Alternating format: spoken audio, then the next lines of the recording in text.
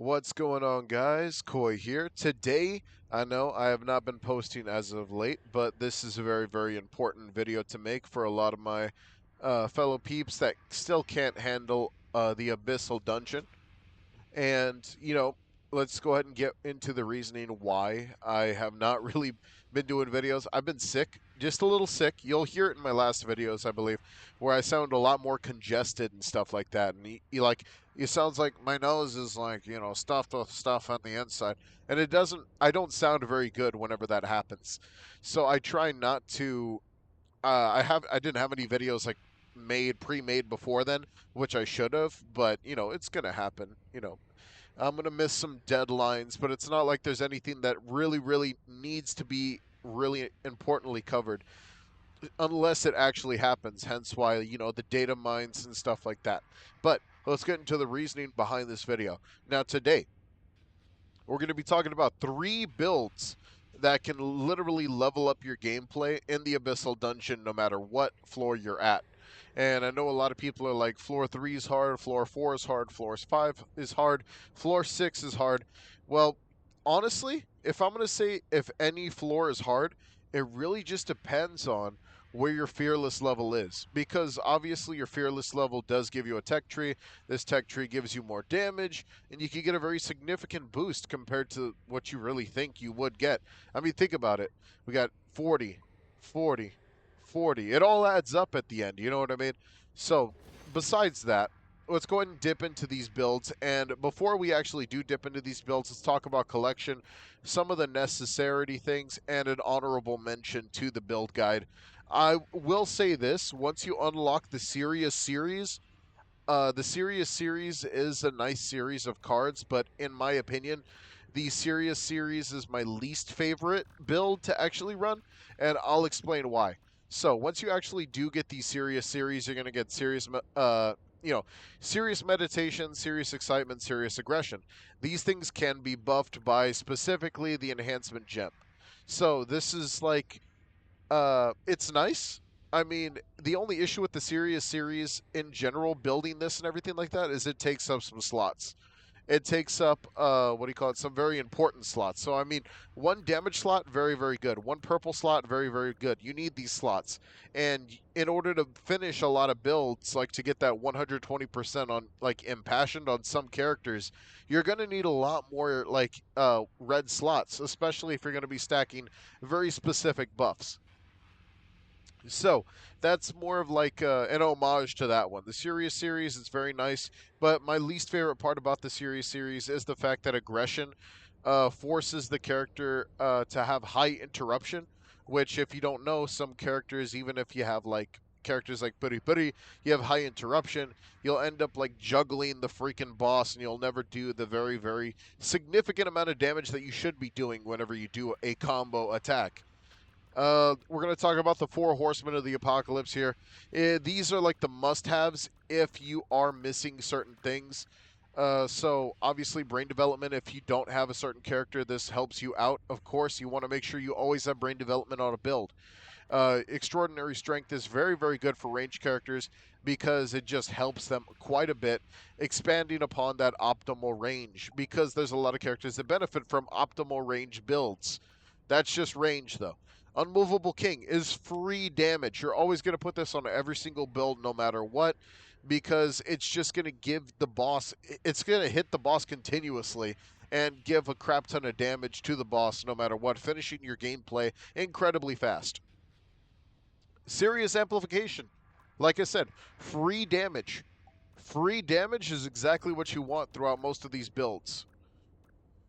Some things I'm not going to mention in the build is like bullet time, unbreakable stance. These work in the real game, but 9 times out of 10, this doesn't really help us in this like version of the game because you're wasting purple slots when you could be having raid break for your breaker characters, and I'll explain raid break build in a little bit.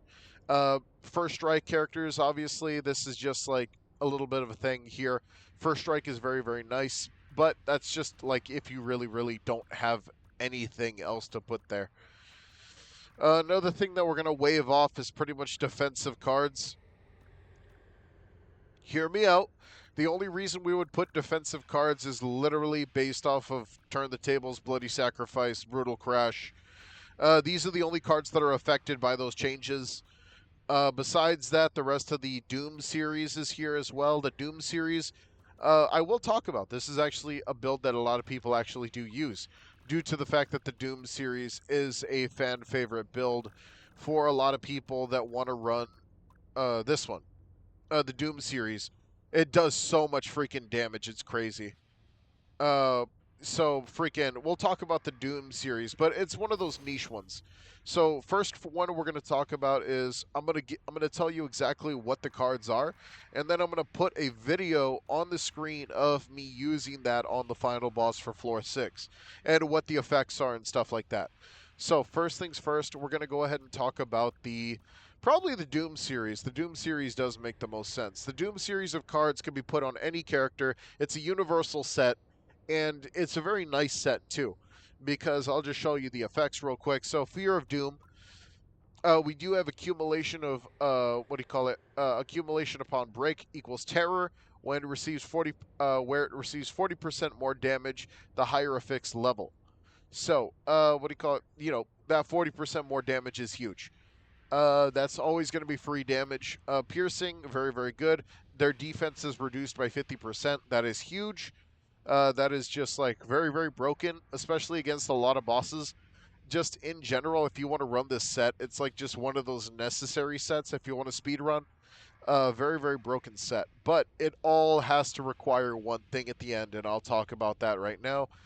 Right after we talk about Doom weakness, it's another thing that the damage that the boss does is reduced by 50%, which is also nice, which means you never have to worry about like tenacity, steadfast, anything like that.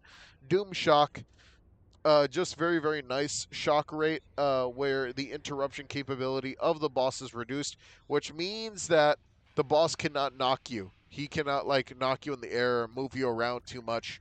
And all this is still boosted by the very, very rare card, by the way, the Transit Remains. Now, the only issue with the Transit Remains card is it is there's a chance you won't get this card, and that sucks because this could make or break a run like this, especially like in general. Like this could make or break a run. Now, unlike the enhancement card, which is just like a nice small bonus, this one, 10% of the number of debuffs affecting the monsters. This is like a damage bonus. So it's like just a fat stack of damage bonus.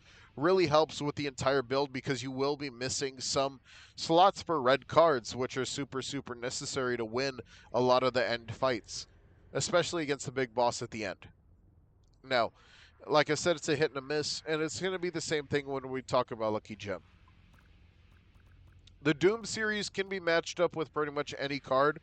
You don't really have to pick and choose after that. If you're running a character that's doing crit rate below 0, then you could still run Brutal Crash. You could still run Bloody Sacrifice, Turn the Tables. These are must-haves on every build. Hunter Specialization is very, very nice, but at the end of the day, this is if you need it. I wouldn't necessarily say that this is something that you kind of want to aim for. It's more of something that if you need it, or if it's like the only thing you can get, then take it. The rest of these, you could pretty much put on it. No problems at all. So that pretty much does it with the Doom build. So right here, I will show gameplay of what the Doom build looks like whenever we fight the last boss. All right, this is the gameplay for specifically the Doom set. So this is what happens if you get the full Doom set. We're going to go ahead and talk about the gameplay. I just want to showcase the build real quick before we actually dip into the gameplay. I'm doing this specifically on floor 6 because this is how you get the most out of like builds and stuff like that. The most you could do. So I got miscellaneous combat arms. I would have went like full impassioned if I would have, but I didn't get as many impassioned as I wanted. I honestly got shafted throughout most of the entire thing, so I did get enough for impassion, but not enough for mind reader or penetrating eye. Nor did I get lucky and get a lucky gem. Nor did I get lucky and get the Doom booster, which is the one that gives the Doom potential sets an entire boost. So we're not going to see Doom set at its full potential, but we are going to see Doom penetration, Fear of the Doom, Doom weakness, and Doom shock. We also have a bunch of raid break, a bunch of brain development just to max out the unit. Of course, serious amplification, all the turns table, and all the bloody sacrifice, a little bit of revenge force field, nothing too serious. Pretty much miscellaneous crap. Now, I did have enough, like, what do you call it, bloody sacrifice, a little bit of brutal crash for these guys. As you can see over here, I did get to put a bunch of raid break, because this is where this build kind of like, wins, is just getting as much raid break as possible. So you could actually just, like, break the boss to get all the benefits of Doom penetration. I mean, the Doom set in general. I know a lot of you guys want to see this on auto because a lot of you guys are like to play this on auto. Totally understandable. Even in this regard, the set is just going to do just fine once we get a raid break. Now the only issue is just that Genos doing as much damage as he possibly can, and same deal with Sonic, of course. The defensive capabilities of the build are not that big, but you can pretty much mess with that or even boost it based off of just getting the blue and green crystal before actually starting the fight. Same thing with the composure reduction crystal. Those are probably some of the better ways that you can just like work on defending your character instead, without having to like put a bunch of like crap on it, like defensives and stuff like that. Super not necessary for the build at all. The ultimates are going to be coming out like crazy, so expect to see the ultimate animation quite a few times. Keep an eye on the ultimate damage. As you can see, the damage was, I think, 120,000 damage. So kind of cool, not too bad. This character is relatively tanky for the final boss, of course, so you'd expect him to just pretty much like tank most of this like attack. Now, we didn't go for like a big attack-based build, hence why they're not going to be doing too much. But we're going to see a massive change when we actually do see Doom penetration take effect. Should be happening right after this ultimate.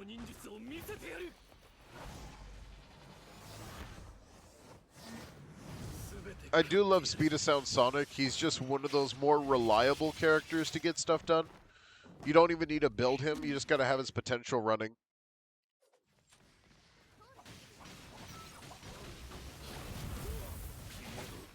His recovery is really good too, so that kind of helps with like just working on something like this, because he will come back from like most attacks. Alright, here we go. So we should see some massive damage here. As you can see, he is being shredded. And then the ultimate, and this should pretty much finish him off no matter what. Due to the fact that the boss pretty much has reduced defense, increased damage towards him, and just is not going to be able to actually defend himself at all. Boom, 444,000 damage. This could be way more boosted if you would use a breaker build. A breaker build, or yeah, I think just about a breaker build. I'll show you a hybrid version of this if I get lucky. All right, off to the next build, which, yeah. Okay, now we're going to go ahead and cut into the next build, which is Crit. Now, Crit is another one of those builds that do rely you to... You can put it on almost every character that has Crit. The only issue is Lucky Gem is just that hard-hitting piece that could really hit or miss the entire build. Because at the end of the day, Lucky Gem is such a rare commodity. If you get lucky and you get this, a lot of people don't understand how happy I get when I get a Lucky Gem. It's so good. So broken. But that's just a me thing. Because with the Lucky Gem, it makes me very excited because that means I only have to use 2 of my red slots for Penetrating Eye. Now, if you don't know what that means they only have to do 2 penetrating eye cards and then just level up one of them, giving me 32% attack crit rate. Now, what this means is with the crit rate only being 32%, as long as you have the lucky gem, it instantly becomes 100% crit rate, which means all your damage that is crit related is just going to instantly slap. Amazing build. You could even match this with the second build I'll talk about, but it's a really big hit or miss. Now, uh, no, I think we could kind of put these builds together, which is like you could, because I don't think that breaker builds are necessarily niche. I think that they go hand in hand with a crit build, and I'll explain why. Because as you know, um, if we actually go over here, you'll see Raid Break over here, Composure Reduction. If you're running a character that uses Raid Break, obviously you're going to use this because the passive of almost every Raid Break, actually, the passive of every Raid Break character technically gives you gives you this. You know what I mean? They give you Composure Reduction, will boost your attack, which is literally what you need. So you'd be running Composure Reduction, every form of crit that you could use, Mind Reader if you can, and then, of course, Impassioned. Because if you have a really good character, Impassion could go all the way up to another 125%.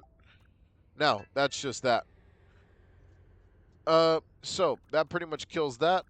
Now, the next part is we are going to be talking about another thing that has to do with crit real quick, which is obviously where is it? Where is it? Where is it? Where is it? Hunter specialization. Like I said, this is Hunter specialization. Turn the tables. This real series right here of zigzag cards. These guys are super necessary for these types of builds because the higher your character's basic attack, the higher your character's type attack. Literally is just another form of attack boost, which is just more damage. I don't know why that they have this as a conversion rate of so, but that's just the way it is. I would never run Apex, Ultimate Apex. It's nice, but not necessary, like ever, because all these other cards will pretty much do the attack for you. Same thing with like, you know, well, what's another one to bring up real quick? If you just get any of the sands, heap of sand. Let's see, we have Mighty Crystal right there. That's pretty much it, though. All right, so, oh god, my bad. I'll go ahead and show you guys what a crit build could really pop off with the character right here. So enjoy that crit build battle.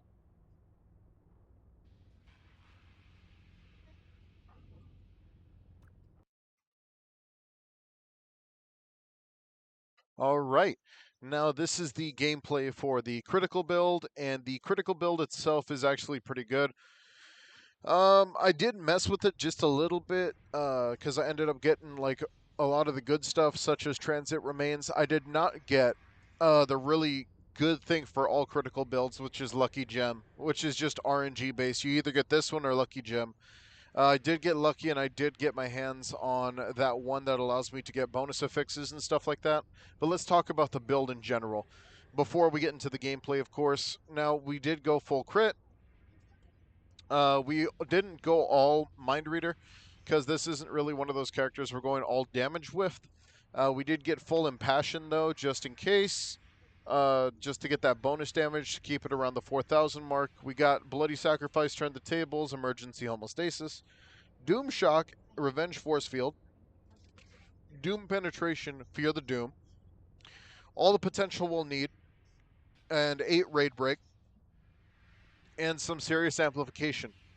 Now, I did like just throw a bunch of random stuff on this other character just so we can get that bonus. And we also have every crystal kind of running right now except for the damage crystal. So we're about to see how this fares against Carnage Kabuto. And I'll talk about like what the aim is for this critical build. So if you do not know, Genos does he does get bonuses based off of criticals. He gets bonus composure reduction, which is huge. I am running this on auto because, of course, you guys want to see how these guys perform on auto. So I would say that they did buff these guys, the bosses' composure. because I don't think they've ever had this much composure before. Even with a full like breaker build, I'm barely scratching the surface with this guy, especially like damage wise. So I think they did get buffed on the last patch about the Abyssal, which is okay. This is not a big deal. The longer it takes for this build to take effect, the better, because once we actually do get the break, you'll see a massive influx of damage, like massive, because of Doom penetration and the Doom excitement. I think it's like something like that. I kept getting Serious Series cards. I'm not a big fan of the Serious Series. I think I've made this very known. They're probably the weakest series of cards that could get buffed, and they probably have some of the worst buffs in the game. I mean, Interruption's okay at best.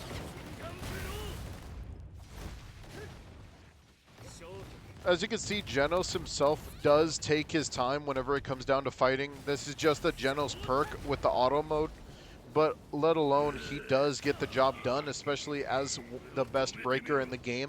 It's just that right now, the game is actually nerfed the Abyssal dungeon whenever it comes down to breakers, so it is understandable that breakers are going to be a little weaker right now. You'll see probably after this ultimate's probably going to be the last one before we see like the crazy damage when we do get the break.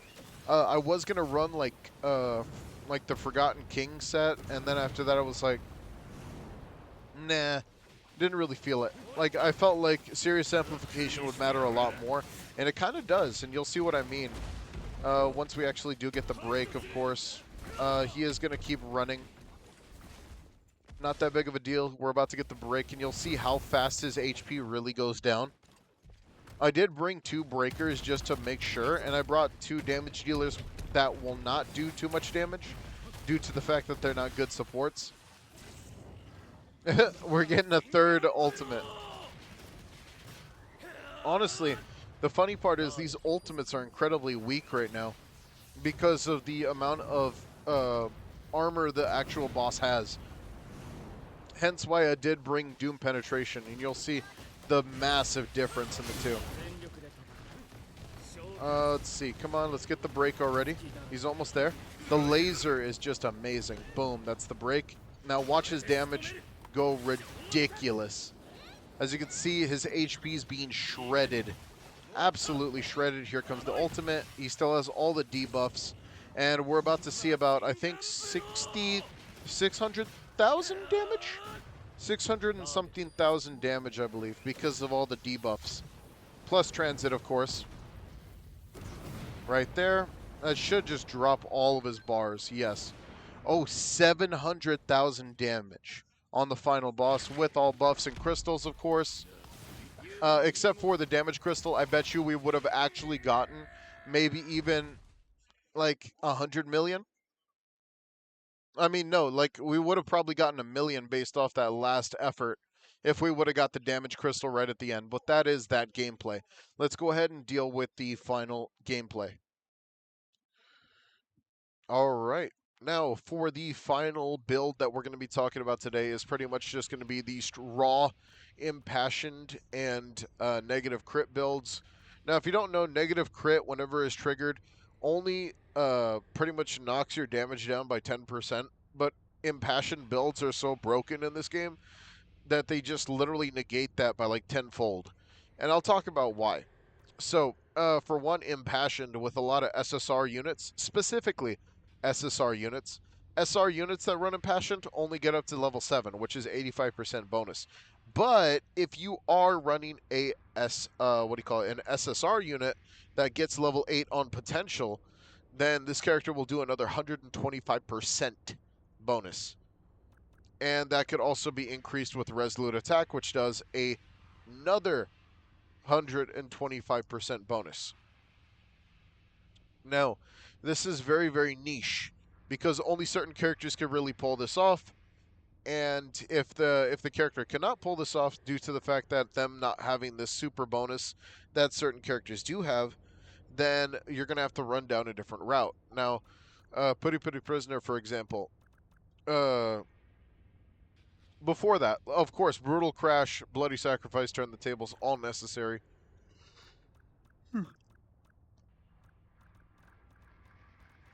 we're going to be running Resolute Defense, Resolute Survival. They're kind of super necessary.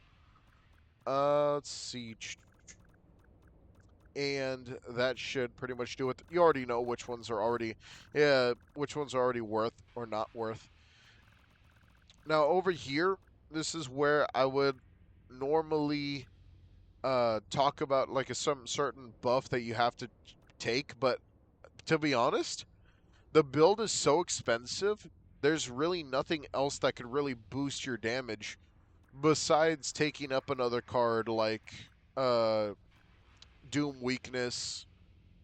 But a lot of this other stuff, like matching it with the Doom series, wouldn't make much sense because there's so many cards that just boost raw damage, and it's such like a an obvious build that you're just gonna do as much damage as possible with the most amount of uh like reward, pretty much for every bit of risk that you do building this kind of build. The only downside is how expensive it is, and if you are gonna build this build, then 9 times out of 10, there is one thing that you always will need, and that is uh, this one, Ingenious Fragment. This is the most important, like, actual book in the game, and what this allows you to do is actually get a 50% chance at enhancing again, and that's just huge. Super, super necessary. Super, super worth. Due to the fact that this one itself is just so broken. Let's say you have like 4 impassioned cards and 4 resolute attack cards, and you just get 50, 50, 50, 50, 50. Like you just keep winning the 50, 50. You'll never have to worry about buying another enhanced like thing. So, uh, that pretty much does it for that. Now here is the impassioned build video for the final boss.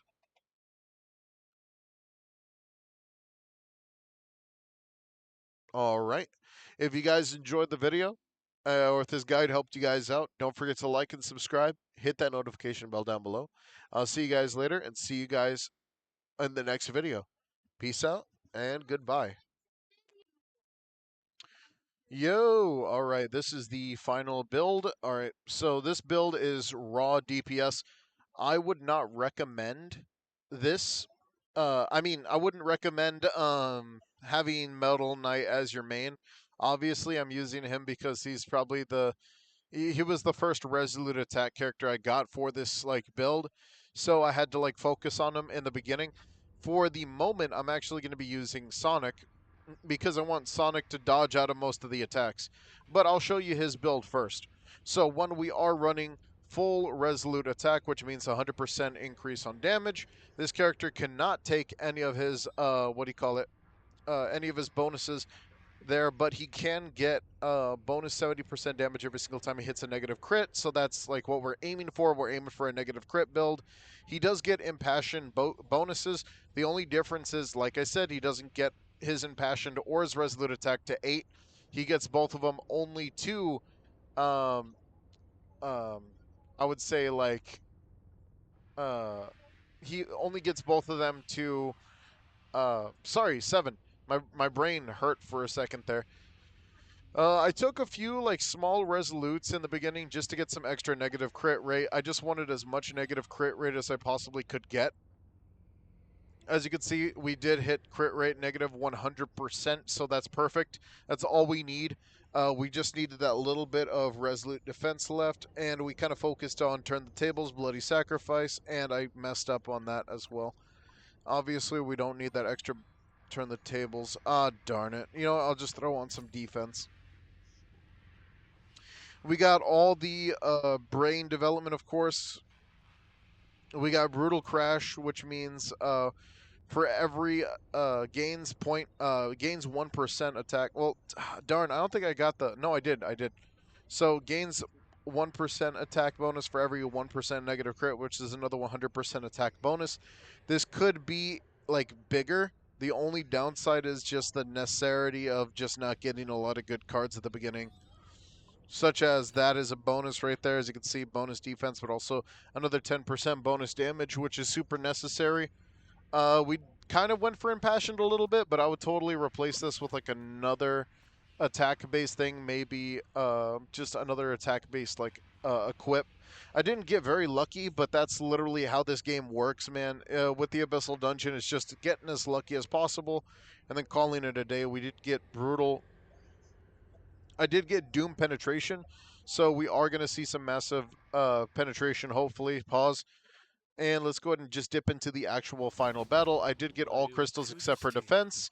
Now, the only reason I'm not showing you the character is due to the fact that this character does not do very good as the frontal, like as taking the brunt of all the damage. So we will see Metal Knight doing as much damage as he possibly can. He will be the one to pretty much do the full, all the main damage, hopefully. As you can see, AI Metal Knight is freaking out on this character for some reason, which is kind of weird. It's kind of a weird one. Metal Knight AI, Tatsumaki AI, they do a lot of just sitting and waiting. I don't know why they do that. It's just like the weird thing about these characters in general. My other least favorite part about Metal Knight is just his slowness and his awkward ultimate. Hence why I don't like him being the guy with the ultimate, is due to the fact that, like, you know, he's just one of those kind of characters that just misses all the time. Especially whenever he's trying to stomp multiple times, he can get knocked up and hurt very badly. But he is doing the full frontal of the damage, you can see there. What we're aiming for is a break so we can see what full penetration does as well, which is an extra 50% armor reduction for the boss, I believe. Either 50% or 40%, I forgot. We're just hitting him with weak attacks right now. We'll see if we can pop off a nuke as well here. As of this moment, Metal Knight is just pretty much doing basic attacks and some skills, just some minor skills. But he does have some pretty good range, which is very, very nice, especially whenever it comes down to optimal distance. You don't really have to worry about it. It's more of just something that you could just have. Here comes the break.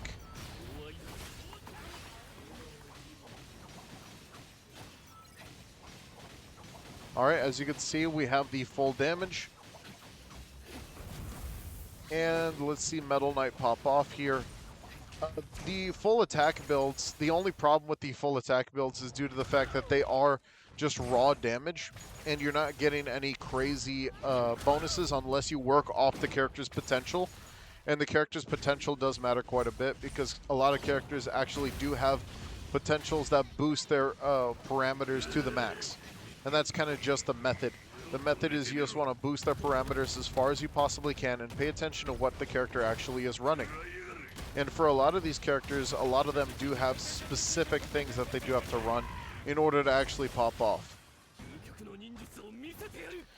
This isn't really a necessary ultimate, but it is there just because.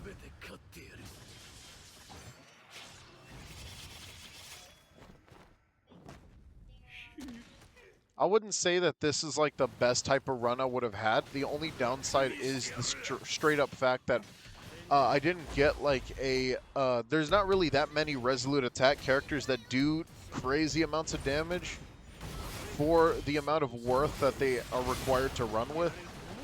It's until we see some more characters like, kind of built like Smile Man. Characters like Smile Man are amazing at this, honestly. I should have ran him. He is one of the characters that you can run, and he's incredibly easy to build. Super dope resolute attack character, super underrated. But, you know, that's just the way it is sometimes. As you can see, everyone's just kind of holding their own. 3 minutes isn't too bad, but it definitely wasn't our best time. But that pretty much does it for this boss. All right, well, like I said, that pretty much does it with this. All right, that's pretty much the end of the gameplay. Thank you guys for watching the video. I hope you guys enjoyed. Take it easy. It's been fun. And yeah, thank you guys for tuning in. Peace out.